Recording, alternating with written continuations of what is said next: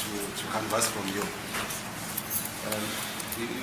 If I remember or recall very well, you told this court through cross-examination by my colleague advocate Nisi that in 2002 you attended a course on consecutive matching striations. Ngiyakhumbula-ke ukuthi ubuze umbuzo ngomnisi ukuthi wake waya yini ukuyokwenza isifundo esikhuluma ngemigqa edwebeka enhlamvini elandelayo. 2000, if you can maybe refresh my memory, when was that? When you attended the course on CMS? On the CMS. CMS, yes.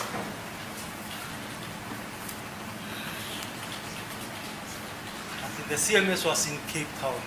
Yeah, you said in 2002. When we were asked by my colleague. And in 2002 was the identification course. Oh, identification course. Okay. 2002, ngangiyowenza le nto kuthiwa identification course ukuthi uyikomba. And the CMS course, did you do any courses on CMS? Well, your CMS khona ifundo wazenza? Yes. CMS we attended, I think it was in Cape Town, I can't recall which year was it. CMS ayifunde Cape Town, angisakhumbula ukuthi kwakuyimuphi unyaka. I'm not sure if it's 2014, but somewhere there. Angisakhumbula noma kwaku-2014 kodwa kuyingaso leso sikhathi. Was it presented by Bruce Moran and John Monaghan? It was presented by Bruce Moran and John Monaghan. No, John Monaghan. I can't recall if it was both of them, but John Moran was there. Okay. John Moran wayekhona angisakhumbula ukuthi lo muyoba. How long was that course in Cape Town? Manje-ke lesi sifundo lesi sathatha isikhathi esingakanani? I can't remember whether it was a week, but it was within a week something. But I can't remember how. Angisakhumbula ukuthi yathatha iviki lonke kodwa ingathi nje ekhona la phakathi kweviki kodwa angisakhumbula ukuthi kwathatha isikhathi esingakanani. When I was going through your CV, Lieutenant Colonel, in all your affidavits, in terms of Section 212 of the Criminal Procedure Act, 51 of 1977, there is nowhere in your CV, your curriculum vitae, where you made reference to the CMS course that you attended in Cape Town in 2014. Do you have any reasons not to do so? I-CV yakho ayikhombisi lutho olukhombisa ukuthi waya ey'fundweni eCape Town, the CMS. Yindaba-ke i-CV yakho ingenako lapho? No, I have no reason why I didn't put it on. It's not the only course that I did that's not on my CV. Oh, okay, no, it's fine. Ngiyona kuphela i-course engayifunda engayibhalanga ku-CV yami.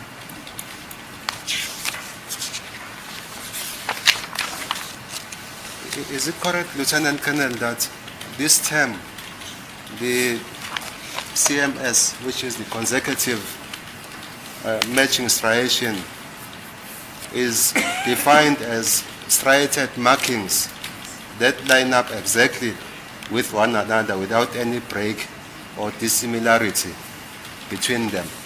Iqiniso ukuthi lo CMS ukhuluma ngemigqa ebonakala ifanana kungekho ukwehlukana kule migqa lena. That's correct. Yebo kunjalo. Is it also correct, Lieutenant Colonel, that in the interpretation of stria significance, one must look at the reproducibility of the striated marks? Iqiniso ukuthi ubheka le migqa ufanele ubheke nokuthi ucaca le migqa kungaphumuleka kangakanani. That's correct, yes. Yebo kunjalo. Is it also correct that secondly, the striated marks must be of the same character or continuity? Do you confirm that? Iqiniso ukuthi le migqa le ifanele ibe nokufanana kakhulu. That's correct, yes. Yebo kunjalo. So now, I just want us now, Lieutenant Colonel, to refer to your exhibits. the court chart.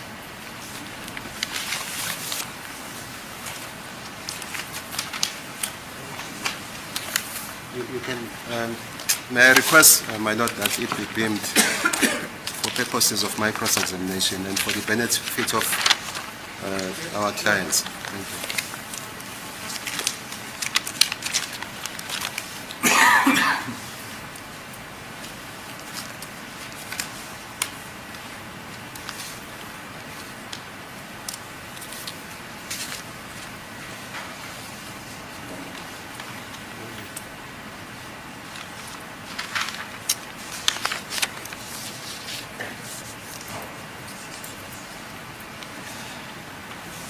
I've taken you through the record, Lieutenant Colonel, the proceedings of the 30th of August 2023, page 81.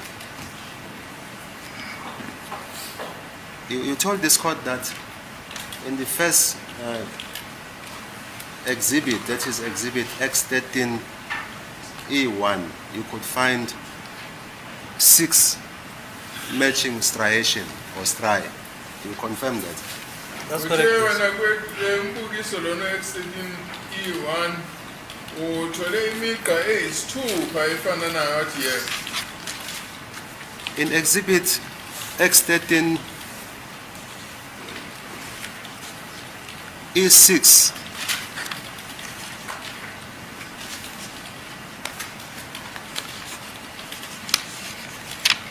which is equivalent to exhibit X13E1, you make the markings. Do you confirm that?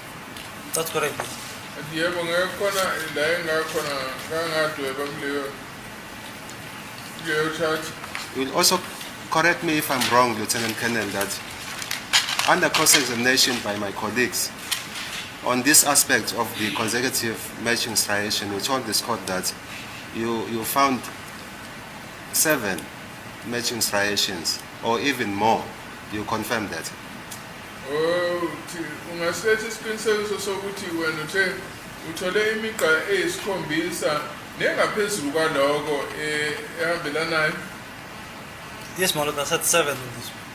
Yebo On the first chart. Yebo ngisho kanjalo ngathi le chart yokuqala lena ngiyithole ngaleyo ndlela. Do you confirm that you even went to an extent to say that it could be even more than 7 striation that you found on exhibit X13? Uqhubeke wathi E1. le migqa leyo itholile lapha ku E1 ingaba ngaphezulu kweyisikhombisa.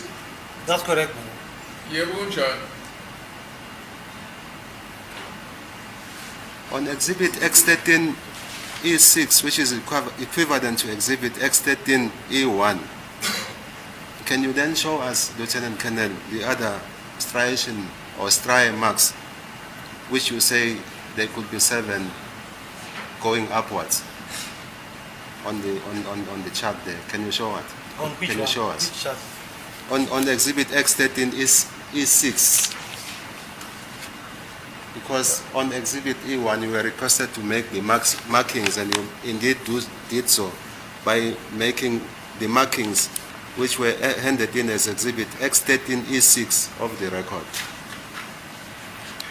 Ngasikhombisa ke lapha ku-X13 E6 le minye imigqa othi wayibona.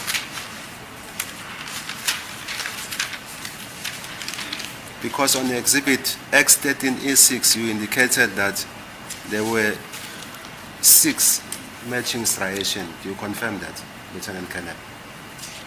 Because on exhibit X13 E6 you indicated 6 matching striations. So I want you to indicate the 7. Kulo mbukiso we-X13 E6 ukhombe kwa imigqa eyisithupha efana nayo. Where is the 7th matching stri? Uphike lo mugqa wesikhombisa ofana nayo nawo. My lord, I've counted 6 that I have marked here. Yes. But it's not all of them that I have marked. As I said, I've counted up to 6. Okay. You can still have the markings. Some of them, yeah, because out of focus when you go to it. If you look at that 6 there, there's a mark there. And if you look at, like the way advocate said yesterday, there are markings. Then here are the markings that he was referring to. As then they continue that side. There they are. The same as 3 here. There's 3. It continues, but here, because it did not touch the bullet properly, you cannot see them. They are not clearly visible. But when you go towards the end, there they appear. The one that there, which joins this one, so it's more than 7 inches there.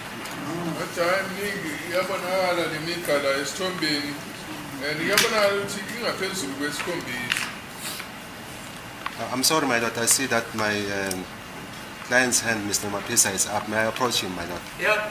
Thank you.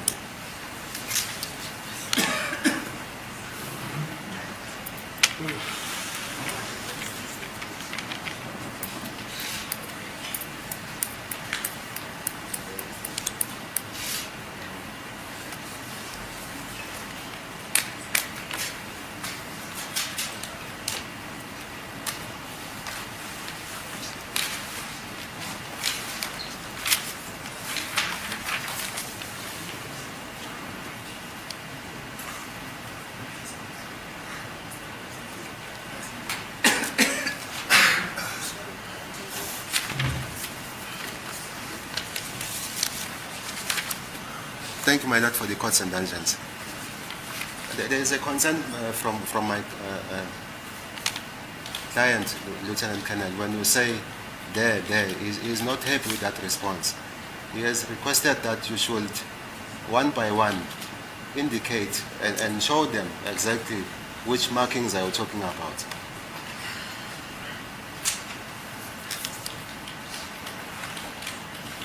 My lord, the first one, there's the one inside. Can you say your client must go there so that she must see what the colonel is pointing at? Say he must go there, the client.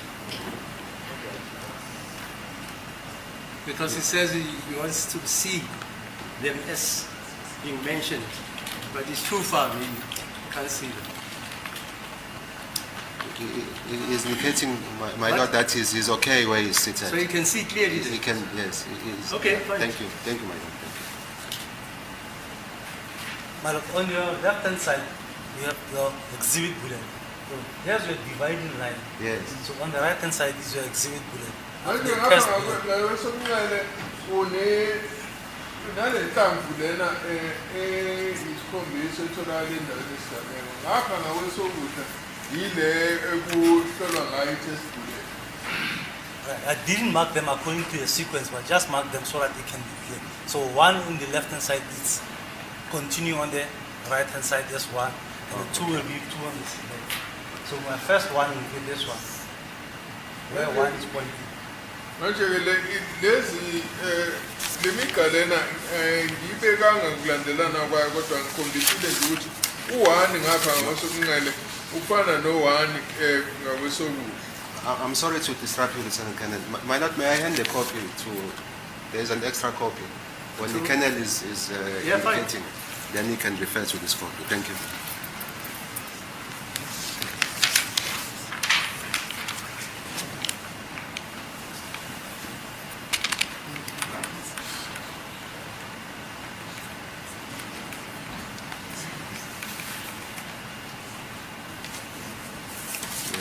Yes, then you can proceed, Lieutenant Colonel. Right, our 2 on our left hand side is this, the thick one that you see. Continues there, crosses the dividing line, continues there. Umugqa wesibili ke lo obonakalayo lapha ku-number 2. If you look at 3, as I said, 3 it looks like a railway line. It's 2 striations here. Number 3 uyabonakala ngathi ujantshi. But if you look at this side, it's not that visible there. As I said, the possibility of the bullet being bent a little bit so that it does not touch properly the barrel of the firearm. But if you look towards the end there are your railway line like 2 marks. Athi uyabona ngapha la ephelela khona la ehlangana khona umugqa lo ohlukanisa lezi inhlamvu zombili akubonakali lapho ukuthi uqhubeka kanjani ukuthi muya ngasekugcineni ngakwesokudla kuyabonakala futhi ukuthi le judge ebengikhuluma ngawo nawo uyayaphinde yaphi. We have 4 there. There's our 4. Now, Crosses the dividing line, continues that side. number 4 le kuyabonakala ukuthi uyeqa weqe lo mugqa lo owehlukanisa lezi ntambo ezimbili uyobonakala nangale ngaphesheya kumugqa. We have 5. There's our 5. Crosses to that side also. Now number 5 naye uyeqa weqela ngaphesheya. Our 6 is there. Nalo wesithupha iyabonakala nawe. As I said, the 6 is not that, it's out of focus. Now if you look at your bullet, because your bullet is round, when you're focusing here, the other part becomes out of focus. So if you have to twist it towards the back, you will put it on focus, the part will be on focus, but the other part now will be out of focus. So the focus moved on this, was made on this part of your bullet. That's why there it becomes like it's out of focus, it's getting out of focus. Yabona lapha ku-6 ngoba intambo ey'ndingilezi kubonakala sengathi ayicacile ayibonakali kahle kodwa-ke kuya le ngenzansi uyabona kubonakala kangconywana. And some of the marks that I did not mark because of this place where I said they are not that clearly visible. And they are there, but it's just that they are not that clearly visible. If you look towards the end again, there they are there. And these are the marks that advocate showed me yesterday, said why I didn't count. As I said, I counted only 6 because you need only 6 to have it positive. Bathi hayi uma kubala kwami ngibale iy'ndawo eziyisithupha ezifananayo ngoba kudingeka eziyisithupha kuphela. So for the calculation, you are right. You need a group of 6 or a group of 3, a group of 2. Yabo ukhuluma iqiniso ngoba kudingeka eziyisithupha iy'ndawo ezifanana noma ufuneke lapho khona ekunamagroup amabili. Yeah, you need a group of 6 or 2 group of 3 in the same relative position. You confirm that? That's correct. This is the same relative position. Athi yebo uyiqiniso la sibona khona siyabona ukuthi iy'ndawo ezifananayo.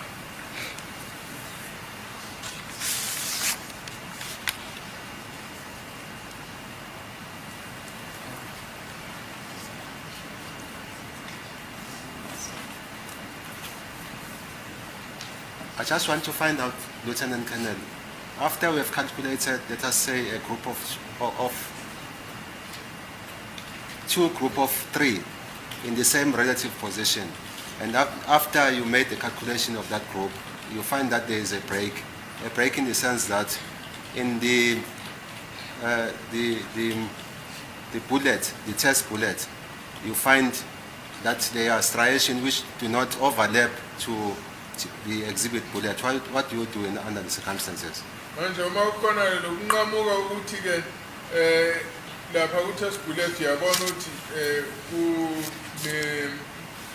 kuna le migqa le ebonakalayo kodwa ke ingabonakali inhlamvu lena isikhombiso kwenza kanjani kuma kunjani? If you have a break, If they are not consecutive, let us say on the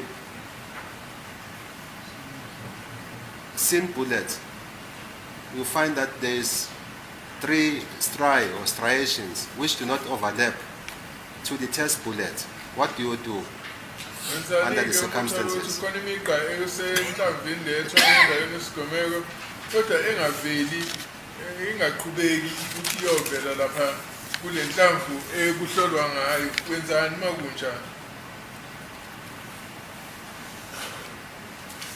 if you find 3 that does not overlap on the other side, Let us say you find 3 mismatching striations. When you count 1, 2, 3.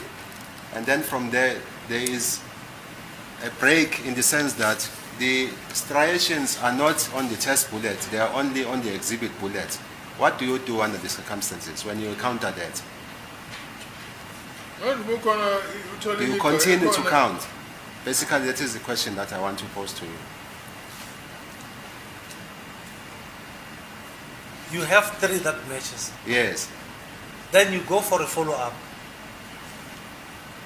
on the same bullet, but on the same relative positions.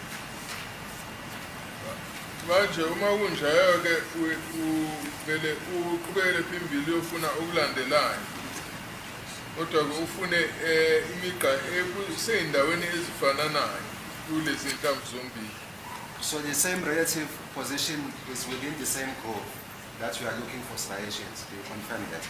Within the same groove. Yes, the relative position is within the same groove where we are looking for striation marks. It can be in the same groove, it can be the next groove. Angenzeka ukuthi isemseleni owodwa noma isemseleni olandelayo. The calculations, Lieutenant Colonel, I just want to be clear on this. You find 3 matching striations on one relative position in one groove. Do you continue to count on the next groove, or that will be your conclusion that you find sufficient markings in that groove? Musuqhubela komunye umselo uqhubeka ngokubala noma ubona uqalela phansi ukubala.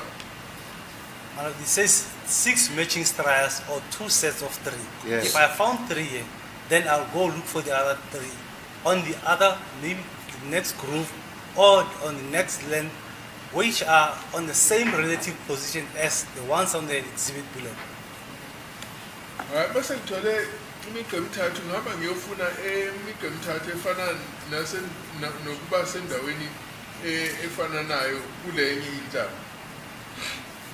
Lieutenant Colonel, our expert, Mr. Dave Bitese, is going to come and testify that at point number 1, you see point number 1, that is on exhibit X13-6. On point number 1, he agrees that the stria marks, they correspond in width, height, and depth.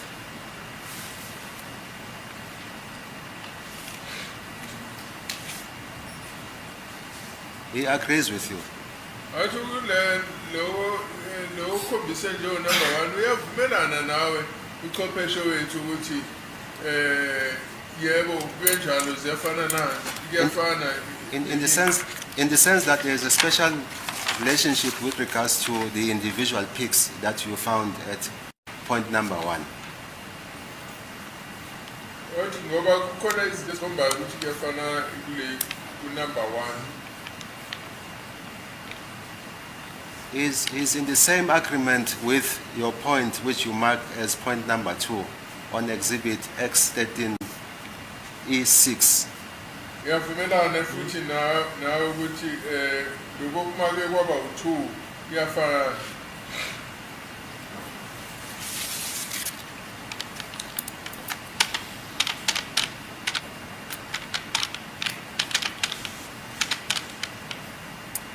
At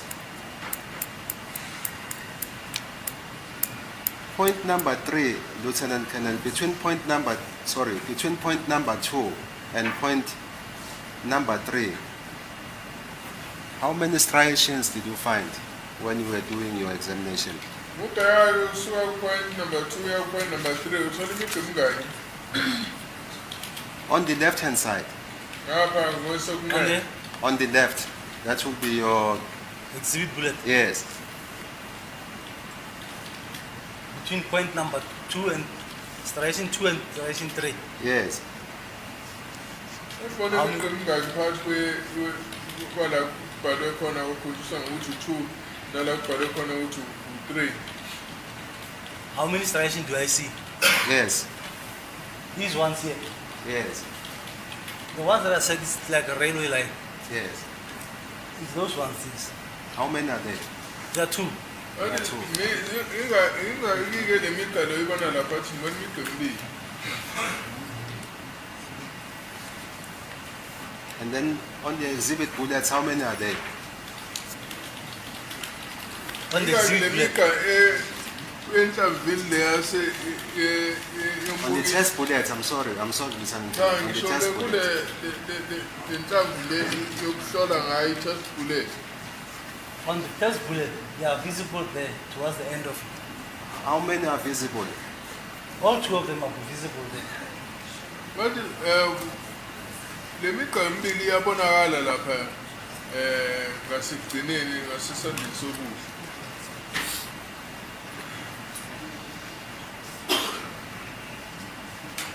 According to the defense expert and the defense, there is only one that is visible, that is towards the end. In fact, that is what you testified about earlier on, that there is only one there. You said there is only one. That is what you told this court earlier. Now, when I'm asking you or cross-examining you on this aspect, you say that there is two striations on the test bullet. But I said they run like a railway line. These two here. And there they are. Both of them are there. Le migqa leni ihamba njengojaji. Ngoba nalangale iyabonakala ukuthi isahamba njengojaji. When you say railway line, you mean they're parallel? They are running parallel. They are parallel. That's correct, man. An object can be parallel if it doesn't have a relative Yes, yes. one next to it. My lord. I say you can't talk of parallel if it is just one. That's correct, man. Because when you compare the parallelness To be with parallel. two, That's so you correct, see man. two there. That's correct, man. Athi kumigqa-ke uma kuwukuthi awukho omunye umugqa ngeke usho ukuthi le migqa lena iparallel okusho ukuthi-ke inebanga elilinganayo endaweni ende. When we're going through this exhibit, there is three there. You see, Lieutenant Colonel, before point number 2, there is a third one there. Yabona So lapha the two that you say they are running parallel like a railway line, there's the third one above that one. kukhona umugqa wesithathu I'm lapha. referring to that. The big one, before that, before point number 2. I'm referring to that. Yeah, just come closer to the dividing line. There is a third one there. In fact, there are 3 on top of the 2 that you are referring to. Khona imigqa emithathu ngenhlakathi kwale mbili okhuluma ngayo. I'm referring to this one. Yes. This one. If you look at there, you can add it. It's also there. We can still add it. No, I don't see it, Lieutenant Okay, Colonel. that's 6. You can still add to increase them if one does to increase. It's not a problem. It's not there. As I'm putting it to you, Lieutenant Colonel. It's not there. On the test bullet, it is not there. It's only on the exhibit bullet on the left. Not that one. Kule nhlamvu yombukiso kule eyokuhlaziya cha awuphi.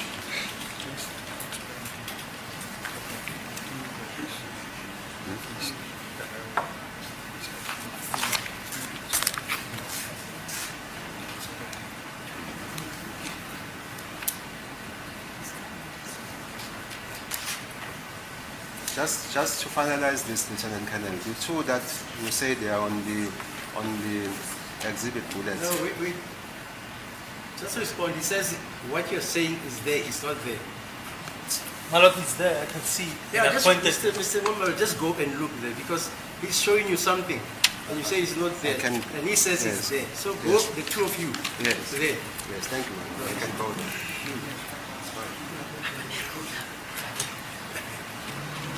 I'll also go with my expert.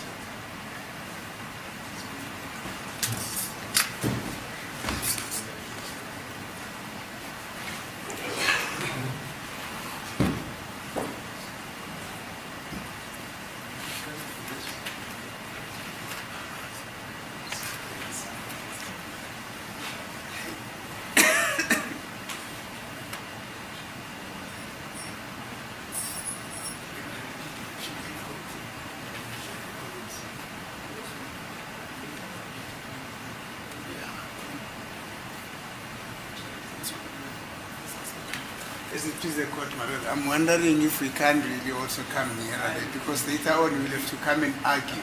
Hello? I'm saying I was wondering if the court can also give us the indulgence to attend that, because later on you No, have to come and everybody can go argue. then. Because this evidence, we traversed it yesterday. I mean, yesterday you took him through the same exercise. If you want to go there again, go there, please. Hey, madam.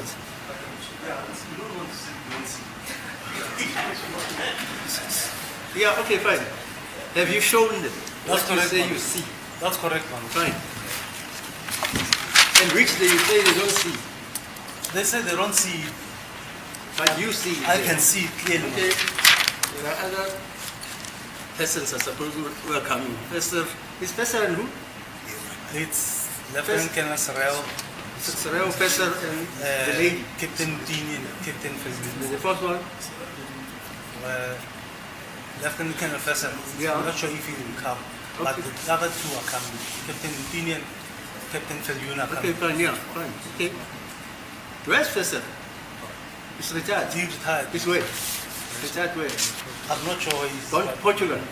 he's around the country. Okay. Yeah.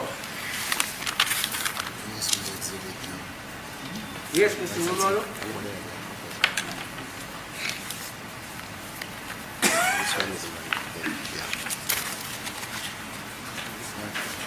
Lieutenant Colonel, let us now go to just above point number 2. Point number? 2, Lieutenant Colonel, just above point number 2 on the exhibit bullet. Asiye lapha ke ku le mhlawumbe umbukiso lapha ngenhla ka2. Maybe just before that, we can place it on record that myself and the expert, we went to the exhibit which was beamed on the screen, and we couldn't find the striations, the seamless striation which is on the test bullet on the right. Cha mina ngambe nowezichwepheshe ngizange ngibone lemigqa kule nhlamvu le engapha ngakwesokulu. Yes, then we move, Lieutenant Colonel. Yeah, but wait. You say I must record that. I'm placing it on record, man. Yeah. He says he's placing it on record that what you say, you see, that number 2, whatever, it's not there. It's there, my lord. I can So see, you- and I you- pointed it to them. Yeah, so I must record that it's there, you pointed it out to them and you can see it. That's correct, my lord. And then you, all right, that you say you were there at the board, it is not there. Thank you, my Fine. lord. Thank No you. problem.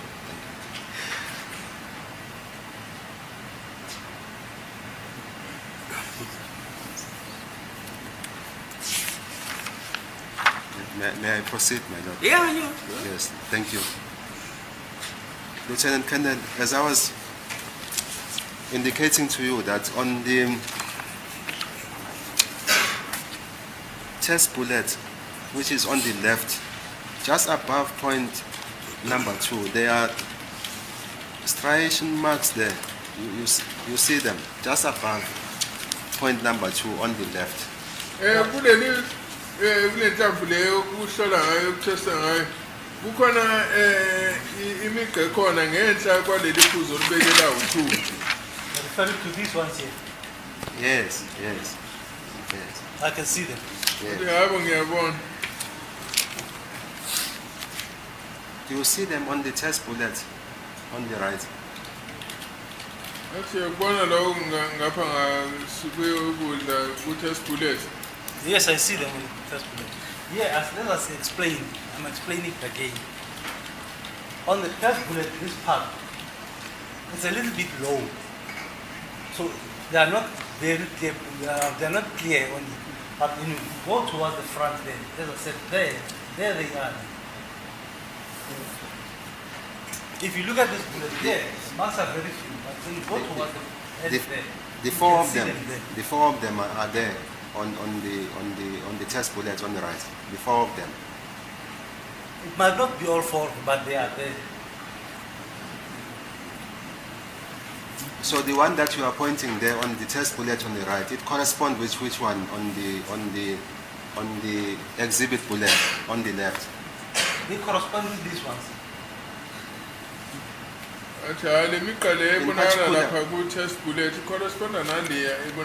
In particular, which one? Because there is 4 on the test bullet. Sorry, on the exhibit bullet, I'm sorry. There's 4. So there is 1 on the test bullet. It corresponds with which one on the exhibit bullet on the left? When you look at the seed again, here there's not really visible.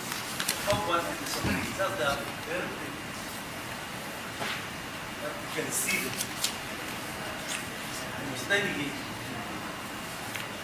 There you have, yeah, they're coming. It's not really visible again.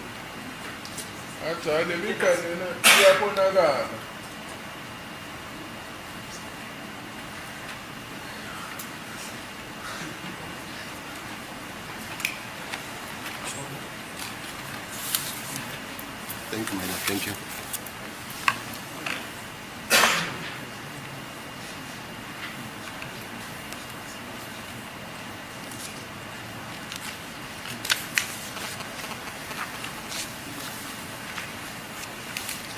Lieutenant, is it correct that you only see them when you are standing on a skew position on the screen?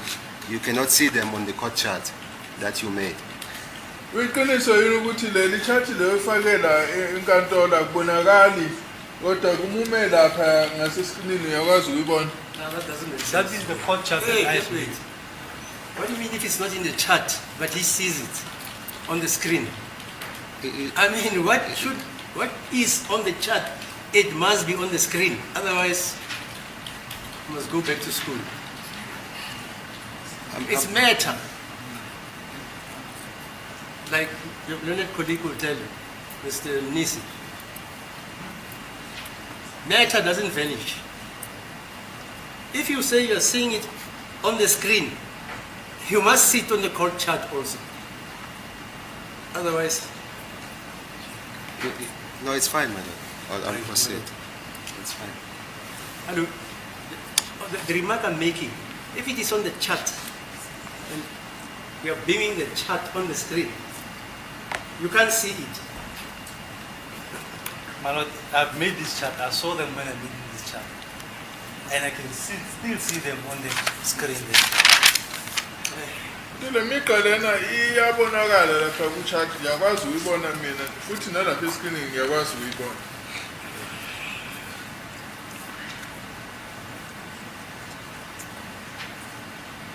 Lieutenant Colonel, I'm going to put it to you that what we could see is that there is one striation line which runs from the test bullet to the exhibit bullet, and then there is a break. Then we'll find another one at point number 2 of exhibit X13 E6 of the record. So there is a break between 3 and 2. That is what the expert is going to come and tell this court. That there is a break between 2 and 3. Uqeqesho uzozotshela inkantolo ukuthi cha khona ukunqamuka okukhona phakathi kuka2 no3. And that does not accord with the group of 6 or 2 group of 3 striation for them to be a conclusive match. Now, if we say we are seeing 6 striations, there's gaps between those striations. If there are 6, they are not joined like this. There's gaps between them. That's the gap that we see there. And those gaps are exactly the same size. Hayi esibona lapha sibona amagepha phakathi kuka2 no3.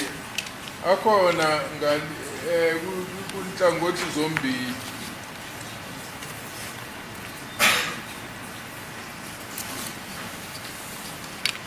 Our expert, Mr. Dave Peterson, is going to testify and tell this court that that calculation that you made of the 6 consecutive striation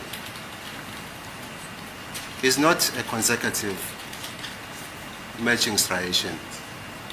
That's how he interpreted it. Ah, it's fine. uqeqeshweni umebona kanjalo ile ndlela yena abona ngayo. It's fine.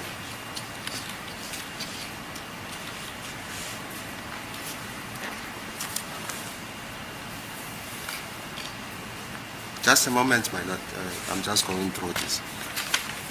Yes, thank you.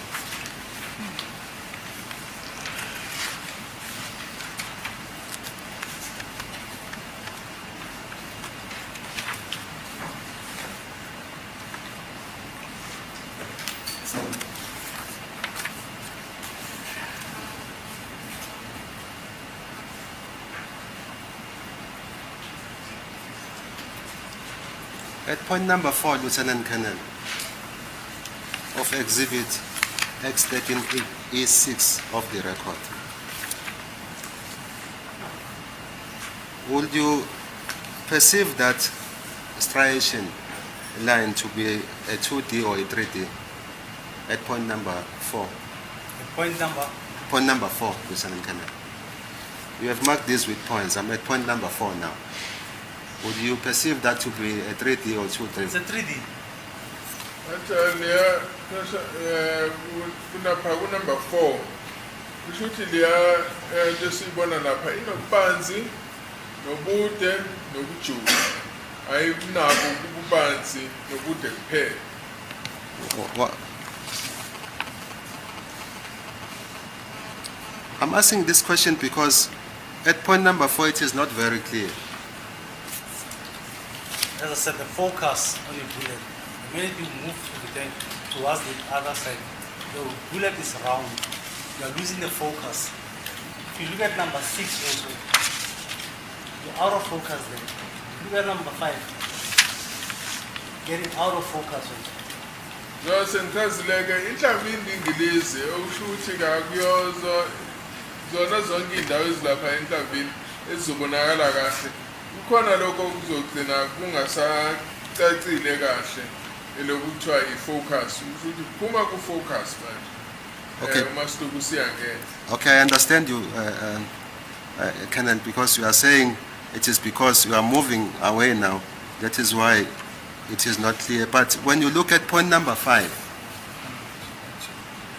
on the exhibit bullet, would you agree with me that it is also when we are moving away from the focus that That's we are correct. talking about?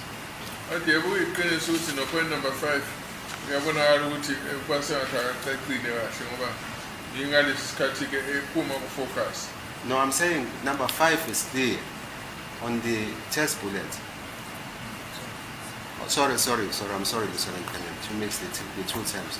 On the exhibit bullet, point number 5 is clear. And we are moving away from the focus now. But when you are at point number 4, it is not clear. You said it's because you are moving away from the focus. But I can see a striated mark at point number 5, irrespective of whether I'm moving away from the focus. Basically, that is a question that I'm posing to you. Would you have any response? Number 5 yanibonakala icacile kahle, number 4 akubonakali kahle. Kodwa yilapho uthe wena isuke isiphumile ku-focus. Ubona lo. Yes, I can see that. Athi yebo ngiyakubona. What are you saying Is the about... striation not there? No. I'm not saying that the striation is not there. I'm saying you are saying number 4 is not clear because you are moving away from the focus. But on the same breath, I can see a striation mark on the test bullet at point number 5. Ayitho ndithe point number 4 akacacile kahle ngoba sesiyaphuma ku-focus.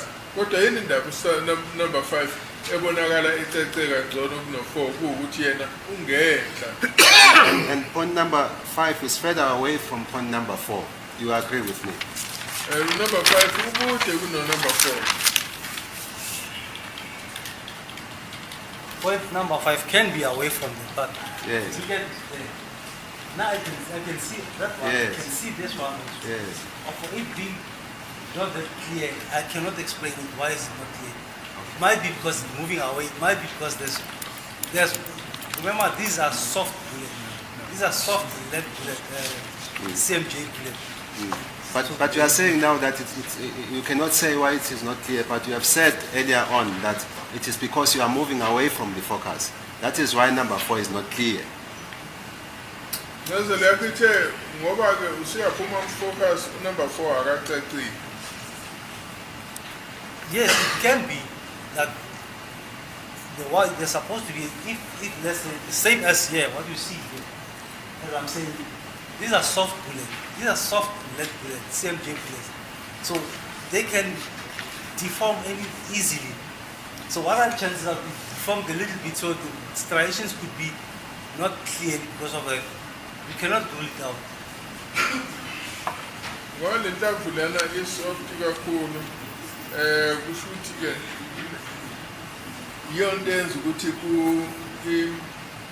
igale efanele ibonakale lapha ingabonakali kahle.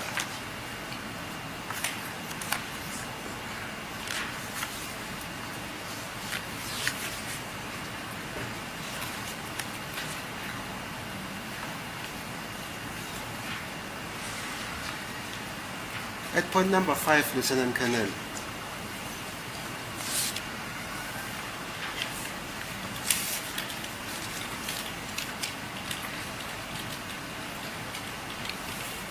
with regards to the exhibit bullet and the test bullet, are the 2 lines meet at the dividing line at point number 5? On the test bullet. Point number 5, limigale lena ihlangana endaweni eyodwa yini? Do they meet at dividing line? Yes. Yes, they do meet at dividing line. Yeah, bahlangana lapha emgqeni lo ophakathi kwale sinta zimbi.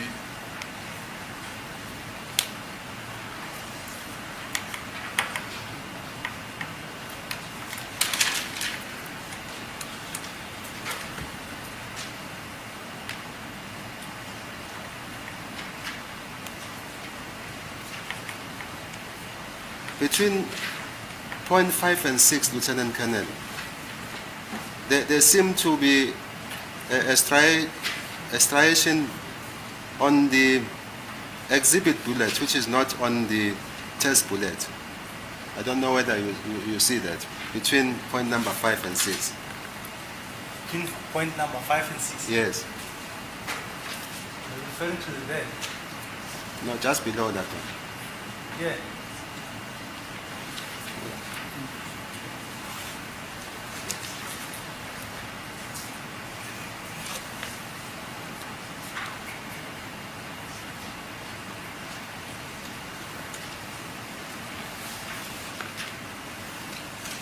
It's just above point number 5. Yeah. Yes, just move up again. Just up where we are pointing, Lieutenant Colonel. Yeah. Yeah, then go to your left. You see that line there, the striation line. You agree that it doesn't go to the test bullet? It doesn't go to the test bullet? Yeah, it doesn't go over the dividing line. Athi yabona yini ukuthi leya line leyo aweqeli kule ntamvu yokutesta? Yes, I can see them. Athi yebo ngiyabona leyo.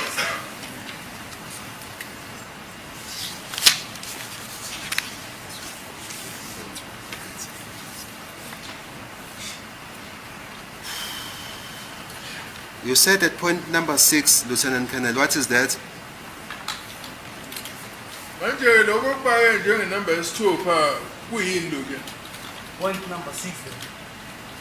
Yes. There's a mark that joins to the other side. How many? I can see one.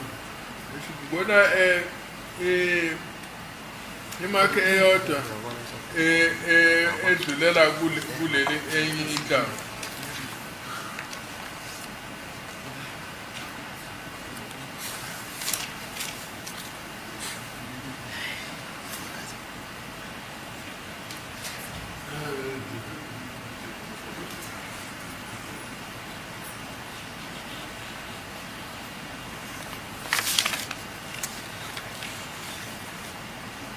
I expect Mr. Dave Peters is going to come and testify, Lieutenant Colonel, that between point number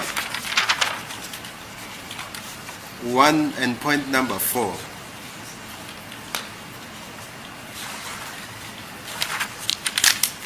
on the test bullet, there are marks which do not go over the exhibit bullet. So there is a break between point number 1 and point number 4. Rather 1 no 4 ukona la konuti imikale ikombili ayekeli ku test bullet.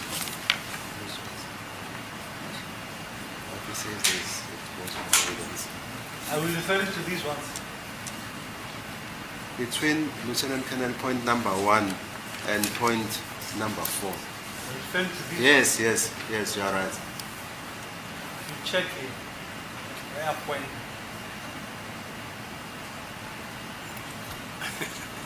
So it goes over. It goes over, Malo. Yeah, I can see you pointing it. He says it's not there. Yes, I'll leave it then. No, I'm just saying, when he does, look how far I am. I can see him pointing it. Maybe it's because I have binoculars. I don't see them. Yeah, you don't see it, fine. Yes.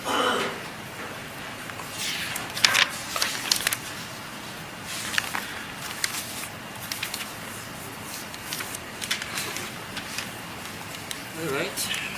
Yes.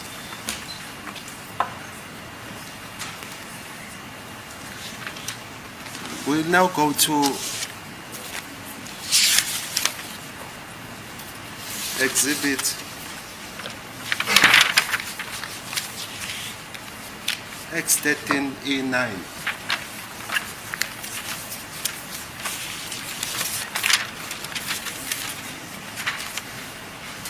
It's exhibit X13E9. X13. 13. 9. Yes. Okay.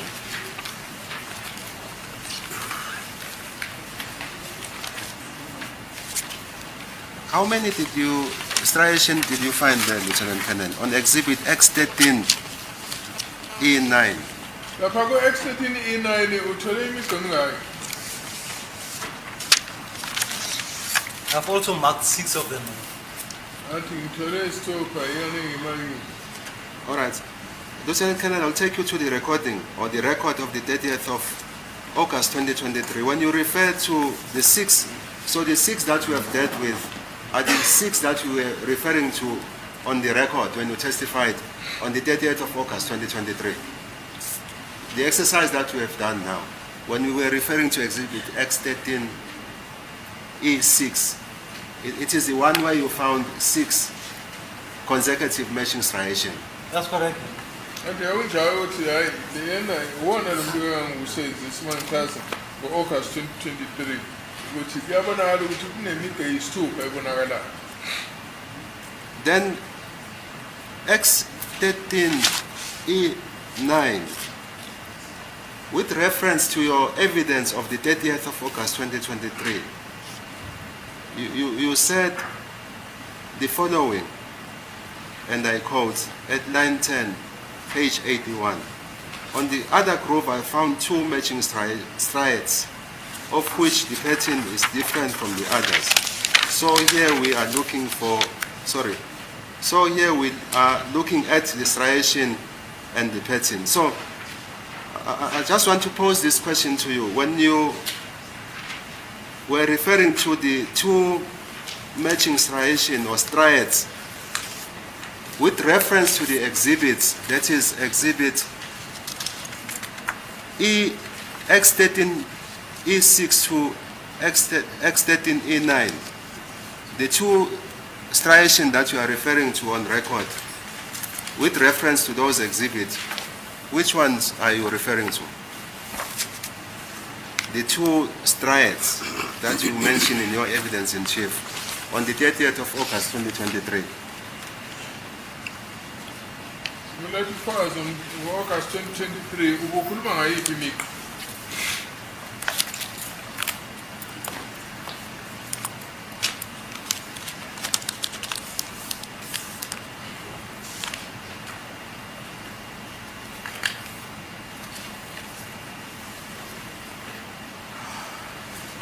You look at these 2.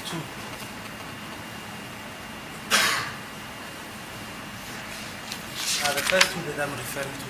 And if you look at all of them joined together. uma ungabheka yonke le migqa iyahlangana.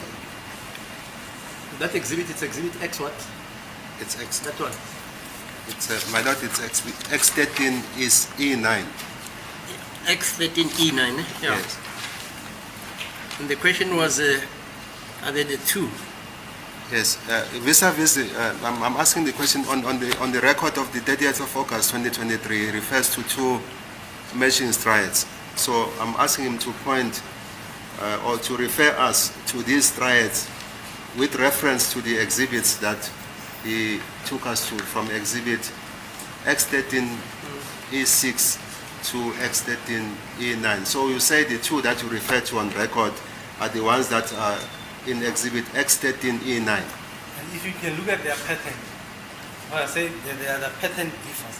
They've got sort of thick spacing between, create a different pattern from those. Those other ones, they've got small spaces in between. And this one's got a little bit thick pattern with space in between. It creates a different pattern, but it's the same thing. Hayi space step phakathi kwalemigqa le kule sithombe sisibhekile. Kunayibhesi enkulu lapho ukuthi ke kube ne-pattern No. ehlukile. No, Colonel, I understand where you come from. But the record speaks volumes, Lieutenant Colonel. You say, on the other groove, I found two matching striads, of which the pattern is different from the others. So it's two matching striads. Two matching striads. Yes. That is where my concentration is at. You said you found two matching striads. So, which ones are those? Njengoba nemigqa emibili efananayo yimiphi le migqa? If you look at the gap between 5 and 6, Uma ungabheka ke igap phakathi kwa-5 no-6 the pattern, if you look at those others, they are very close to each other. This pattern, ungabheka leminye imigqa the gap is a little bit isondelene. bigger, but and creates a different pattern on these ones. These are very close. They make a pattern. And if you look at these two, but all of them are 6 together. Uma ungabheka khona la imigqa eyisithupha kodwa uma ungabheka le ngenhla ingathi ihamba ngendlela efananayo lena nangale ngenzansi ine-space laphakathi kwayo ukusho ukuthi i-pattern iyafana. So, in your evidence in chief on the 30th of August 2023, you did not mention that you found 6 consecutive matching striations. You confirmed that, Lieutenant Colonel. You confirmed that. You said. Kwazi bakho baka-August 2023 beyasho ukuthi uyitholile le migqa eyisithupha. When I count them, that I said 5. In fact, I didn't say 6, I said 5. I mean uma ngibala ngithe If I ngihlala can ngizange recall. ngithi isithupha.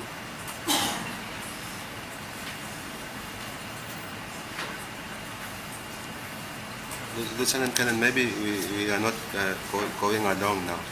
I'm putting it to you that on the 30th of August 2023, when you testified, you did not say that on this exhibit. In fact, this exhibit X13E9, is equivalent to exhibit E4 and E5 of the record. So you did not say when you testified that you found 6, but you stated that there were 2 matching striads. You confirmed that? You Yes. confirmed that? Ngiyavuma ukuthi ngathola imigqa efananayo.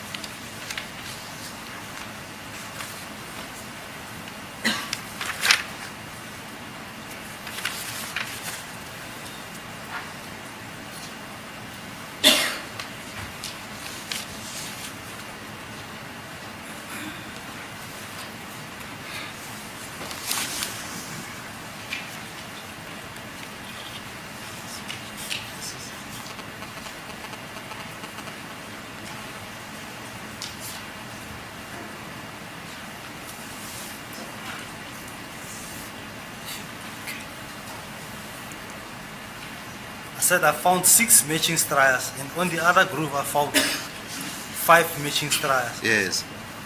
And then you said, ngithole isithupha ngale kulenge ngathola emhlanu. no, you are right, Lieutenant Colonel. We have dealt with the 6. Now I'm at the ones where you said you found 2 matching striae. It's in relation to, we have said that it's in relation to Exhibit X13 E9. The ones that you said you found 2 matching striates, it's in relation to Exhibit X13 E9. Do you confirm that? E9. Yes. E9 will be that one, which is beamed on the screen. That is E9.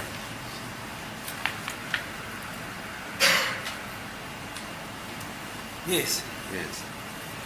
Yavuma ukuthi ebona le migqa eku-E9.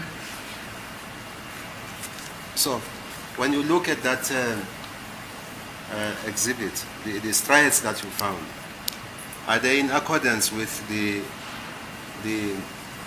principle of consecutive matching striation or striae with regards to the height, the length, and the width of the striates? Yes, they are. Yethi yebo iyavumelana lokuthi kuyabonakala ukuthi khona imigqa efanisekayo. The expert, that is the defense expert, is going to come and refute what you are telling the court now, that they meet the standard, the threshold of the consecutive matching striation. In this respect, Uzophika uchwepheshe wethu ukuthi kukhona imigqa eyamukelekayo njengelingene. At point number 6 of Exhibit X13 E9, the expert is going to come and tell this court that the marks on the left will be the exhibit bullet, are wider than the ones on the chest bullet, which is on the right.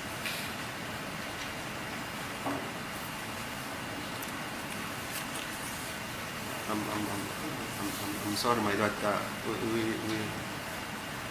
Okay, it's back now.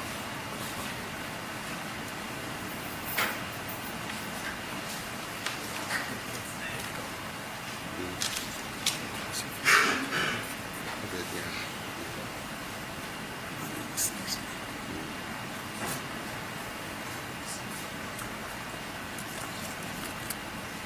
So I was saying, Lieutenant Colonel, that our expert is going to refute your claims that the at point 6 is the same, because it does not meet with the threshold of the consecutive matching striation at the meeting point in terms of the height, the width, and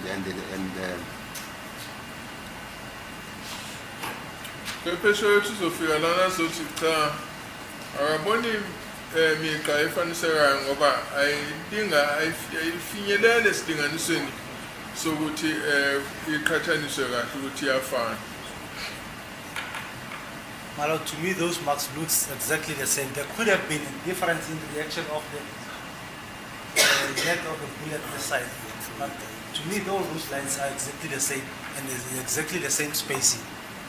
Athi mina hayi le migqa le iyabonakala ifana ifaniseka kahle iyafana and futhi ke inamagebe alinganayo phakathi nayo. and the width as well is not the same. Isho nobubanzi nabo. That's why I'm saying there could have been a different reaction of the bullet itself, as it's a soft bullet. Yeah, mina ngibona sengathi Look at them, they are exactly the same. They are on the same relative positions also. athi la isendaweni ezifanayo ukuthi nje mhlambe ke le enye inhlamvu And they are not, iyayintofontofo kakhulu. I'm sorry, Mr. Nobo. He's going to come and say they are not in the same relative position. That is point number 6. Cha ayikho ey'ndaweni ezifanayo.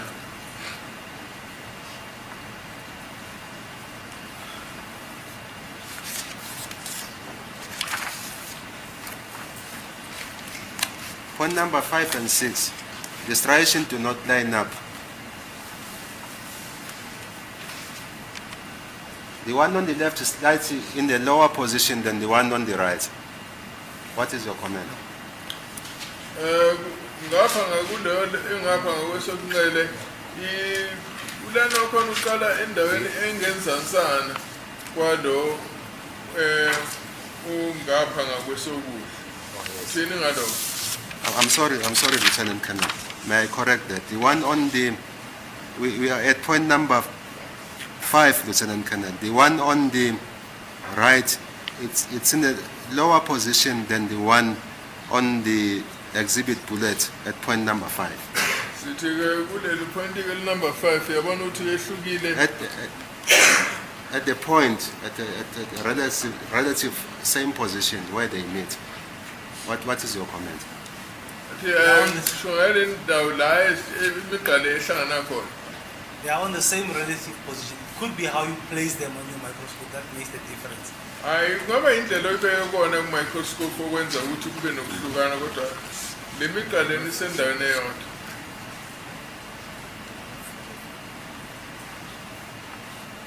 At point number 4 of exhibit E9, X13 E9, our expert is going to agree with you that it is in the same width, height, and they align perfectly. That is point 4, 3, and 2 of exhibit X13 E9.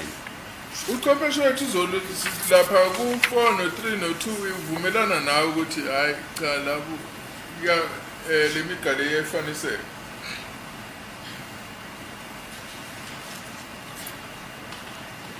At point number 4. At point number 2, 3, and 4, he agrees with you that they are the same with regards to the width, the height, and they align perfectly in the same relative position. They accord with the threshold of the CMS. Uqeqesho wethu uzothi cha labo line laba number 3, 4, 2, 3 and 4 hayi baqhathaniseke kahle and futhi ke bavela endaweni ezifananayo kulezi inhlamvu zombili. Malo, to me, all those striations are perfectly matching. They are all in the same position. Mina ke lemiqa hayi iqhathaniseka kahle isendaweni ezifanayo. Iyafaniseka.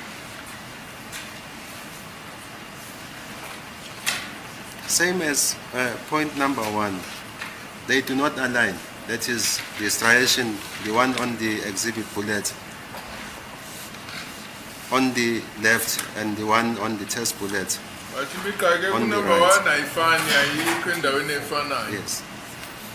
I'll refer because the arrow is obscures the arrow at exhibit X13 E9 at point 3 obscures what I'm referring to. So let us use exhibit X13 E4 of the record so that it can be clear to you.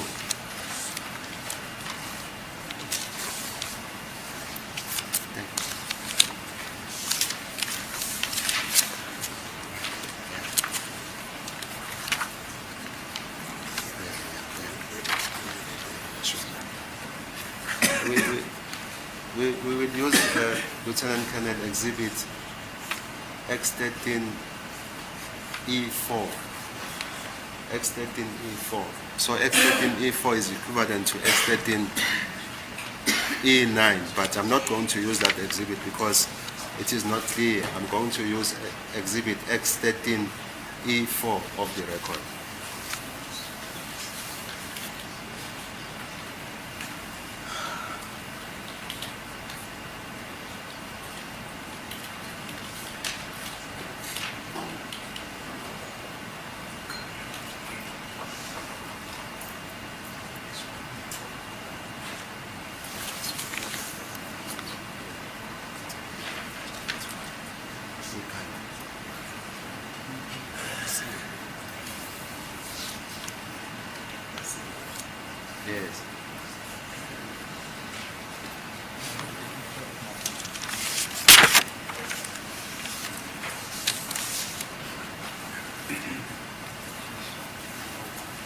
You see, so Lieutenant Colonel, the one that I'm referring to will be the first one at the top, which you marked E1 on exhibit X13E9. So our expert is going to come and say they do not align perfectly Maphela pha ku-E1 in terms of the width and the height. ubuchwepheshe wethu uzothi ayi ubude bale migqa le abufani. The one on the right, Lieutenant Colonel, is slightly lower or in a lower position than the one on the left. What is your Engapha comment? ngaku-right ingenzantsana kwale engapha ngaku-left. The one on the left, this one. The one on the right, Lieutenant Colonel, is in a lower position than the one on the right. Yes, where they meet. Is it lower than this one? Yes. No, they're on the same position. Yeah. That's why I'm saying it depends on the reaction of your bullet. It's like when you can run your hand in mud, push it this way, and then mud. The mud will not react the same way. You can have the same size, the same pattern, but the mud will not react the same way. So there, it's lead. Athi lapha umthofu, so angeke ukuthi kusalele imigqa efanayo kulezi ntambo ezimbili.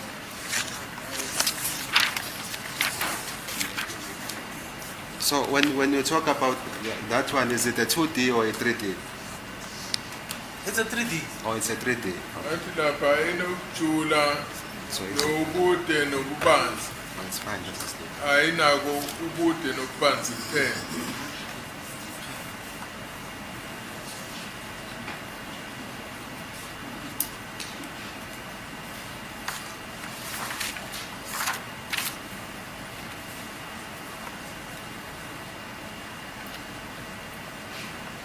Lieutenant Colonel,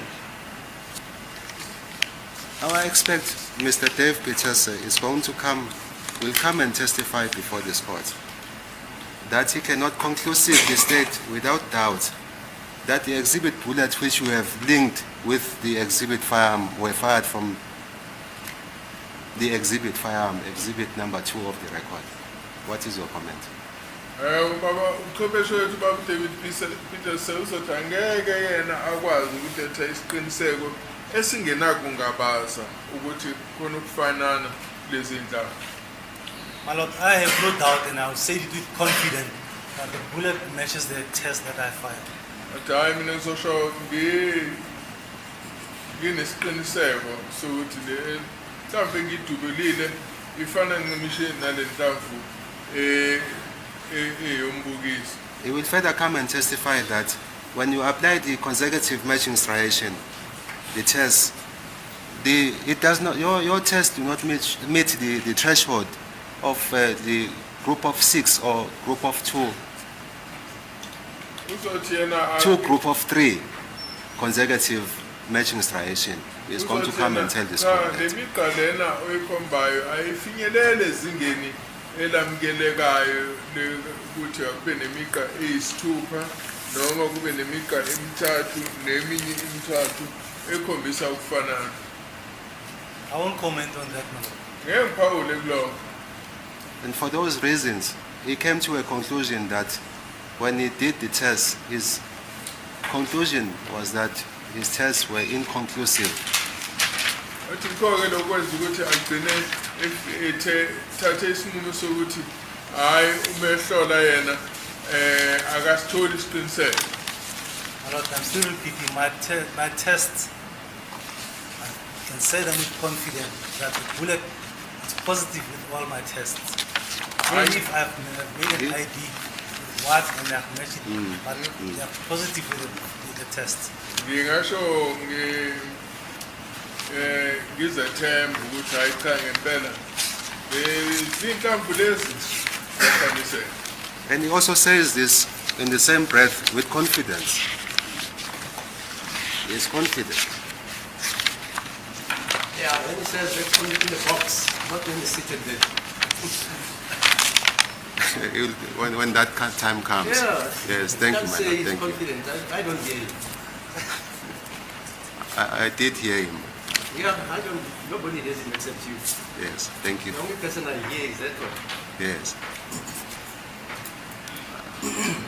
Lieutenant Colonel, I touched base on the aspect that I'll be basing my cross-examination. The issue of the bloodstained pattern analysis level 1, what is that? I'm done now with CMS. I'm moving on. Blood stain pattern analysis. Yes. What is it? Yes, in the layman's term, I don't know this. If you have to explain to a person. When you do analysis of the blood stain patterns on your crime scene, Bathi-ke uma ukhulunywa nge-blood stain pattern analysis kusho ukuthi uhlola ukuthi igazi litholakala ey'ndaweni ezinjani ukuthi ngabe lichitheke kanjani la. Okay, there is an exhibit, Lieutenant Colonel, Exhibit D. It's Exhibit D, my lord. Exhibit D of the record. It's a photo album of Lieutenant Nxumalo. Exhibit D? D, my lord. D. D. E. A, B, C, D. D. Yes, Yeah, D. D. Yes, thank you, my lord. That's the one of the last one. Okay.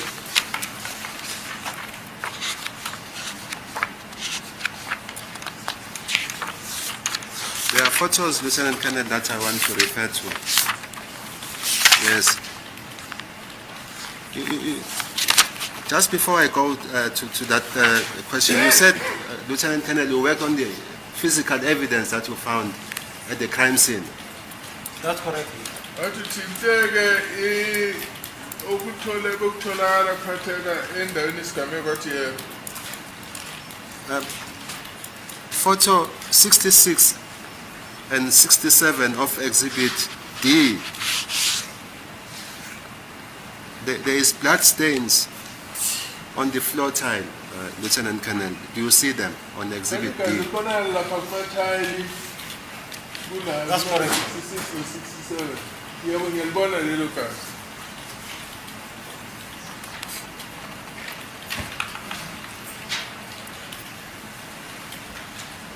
On the 27th of October 2014, when you arrived at the scene, were you shown that blood which was on the floor in the dining room? Mufika ngomhla 27 enyangeni ka-October 2014 wakhonjiswa endeni igazi leli lapha kulezo yithombe. Yes, I saw this black one. Yebo ngalibona leli gazi. From your experience, what did you make of it in terms of the blood stain pattern analysis? If you look at this, it looks like dripping blood. Ngalibona ukuthi sengathi igazi liconsintsayo. So it was dripping from an object. It might be from the wound or from some place. But if you look at the wound sustained by the deceased, he sustained wound on the upper body, on the chest and exit at the back. So normally from what I could see on the crime scene, I wouldn't expect blood on the crime scene from where he was shot until where he was found. Okay.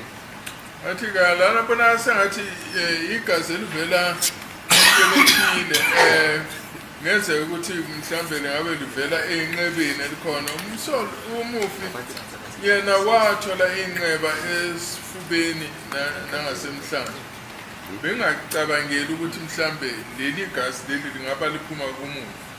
From the wound sustained, if he starts bleeding, blood will flow downwards. And because he was wearing a vest and a t-shirt and also pants, so blood will flow downwards on the clothing. There won't be blood around the area in the house. Ushuthi-ke uma ukuthi njengoba wayelimele ngenhla and egqokile igazi leli belizokwehlela empahleni zakhe belingeke liconsele phansi. Blood that we see on this photo, it's where it's alleged that he went there. That's where it's either he was in a kneeling position or something. But I'm of the opinion that it's either he picked up the t-shirt or the vest and then From there, that could be where dripping started.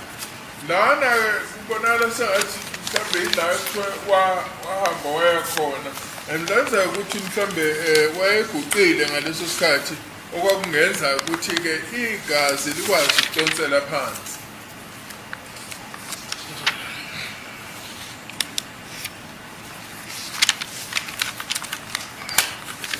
There's just one question emanating from the IBIS.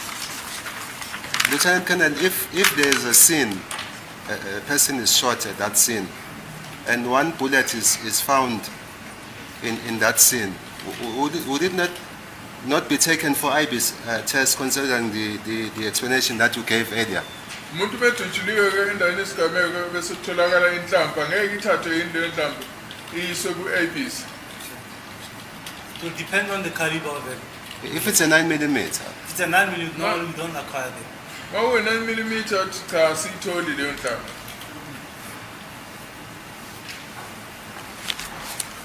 Even though it's the only bullet projectile found on the scene, no IBIS will be done. Nanoma kuyiyona iyodwa leyo nhlamvu ethola endaweni esigameko ungayeka.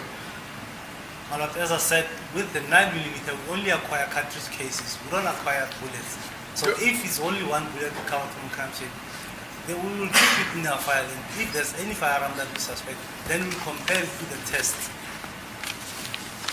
Oma ukuthi kukhona isibhamu esisolwayo sizoyigcina leyo nhlamvu sizama ukuyoyi-test.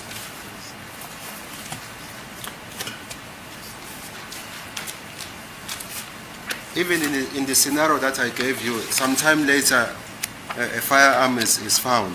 The IBIS test will not be done.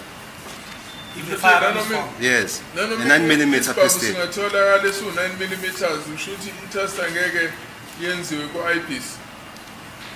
Unless, my lord, if I did the case and the request is addressed to me that I must compare this firearm with the bullet, then I will do that. But the IB system will not compare because there's no database on the 9mm bullets on the IB system. Uma uthi le nhlamvu lethu mina thatha le nhlamvu lena uyihlole ukuthi ngabe iphuma kulesi sibhamu yenizokwenza kodwa ngeke sikwazi ukuthi sikwenze lo msebenzi ku-IBIS ngoba i-IBIS ayinayo i-database yey'nhlamvu.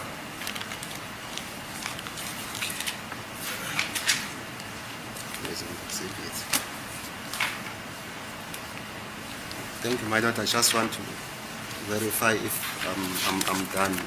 Basically, I'm done with my cross-examination, but I want to make an assurance.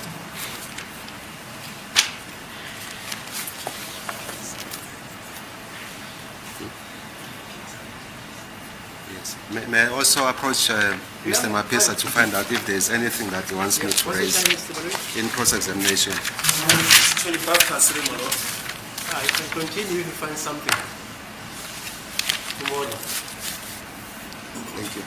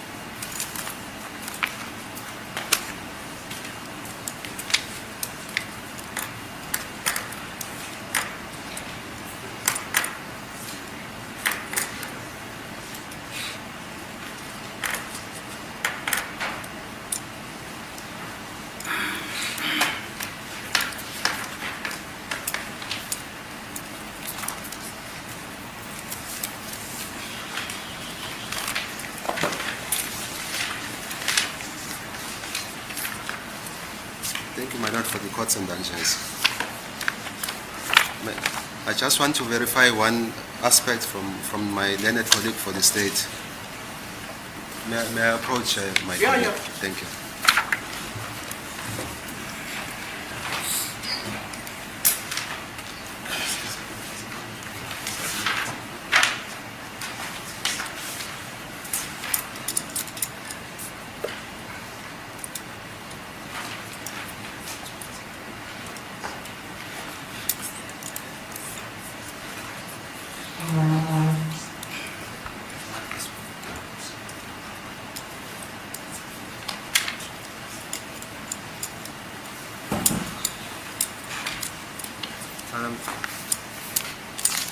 My lord, I just have one question.